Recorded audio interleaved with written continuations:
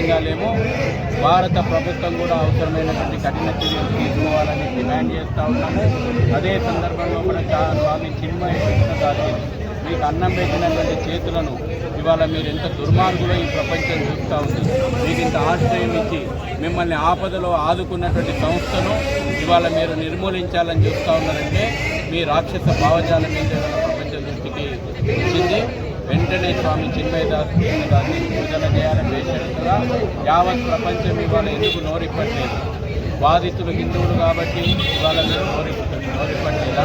చూస్తాం మనం all icon రఫా, all icon పాలస్తీనా, all icon Hamas అంటే తీవ్రవాద శక్తుల మీద దాడులు చేస్తేనేమో తీవ్రవాదులకు మద్దతుగా ఇవాళ నిలబడినటువంటి ఈ కుహానా సెక్యులరిస్టులు లేకపోతే సెలబ్రిటీలారా మీరు ఇవాళ బంగ్లాదేశ్లో కూడా అత్యనపు అత్యాచారాలకు విప్పండి. నిజంగా మీకు మానవత్వం ఉంటే, నిజంగా మీరు హక్కుల గురించి పోరాడేటువంటి వాళ్ళు అయితే ఇవాళ మీరు బంగ్లాదేశ్ హిందువుల పక్షాన నిలబడాలని చెప్పి కోరుతా ఉన్నాం. యావత్ భారతీయ సమాజం ఇవాళ బంగ్లాదేశ్ నిలబడుతున్నాం. జై శ్రీరామ్.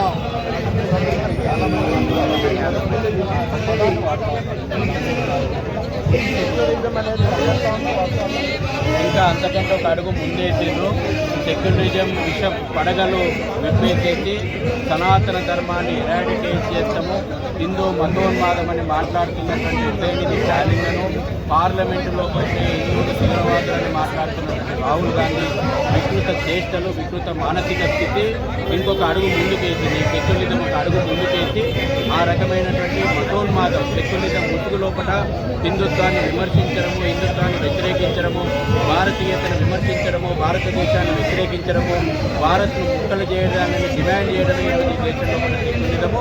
కాబట్టి అటువంటి గొంతులు మొన్న స్తంభాల లోపల పోలీసుల పైన రాళ్ళు వేసినటువంటి వాళ్లకు మద్దతు పలికినటువంటి ప్రియాంక గాంధీ, రాహుల్ గాంధీ నోళ్ళు బంగ్లాదేశీ హిందువుల పక్షాన్ని ఎందుకు వినబడట్లేదు?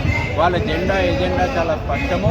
వాళ్ళు సెక్యులరిజం ముసుగు లోపల ఇస్లామిక్ మతోన్మాద ఎజెండాని అమలు చేస్తున్నటువంటి నేతలు. ఆ నేతలు సనాతన ధర్మాన్ని ఎరాడికేట్ చేస్తామని కలలు కంటున్నటువంటి వాళ్ళు, ఆ నేతలు వాళ్ళకు కూడా మేము హెచ్చరిస్తూ ఉన్నాం. మీ తాత ముత్తాతల నుంచే ఆ పని కాలేదు, మీ వల్ల కూడా కాదు. ఈ ప్రపంచం లోపల పోరాడి గెలిచి నిలిచిన జాతి హిందూ జాతి. ఇది ఒకసారి గుర్తుపెట్టుకోవాలి.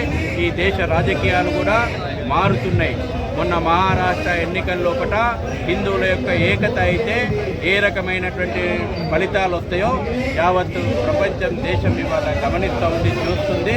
హిందువులు సంఘటితమైతము.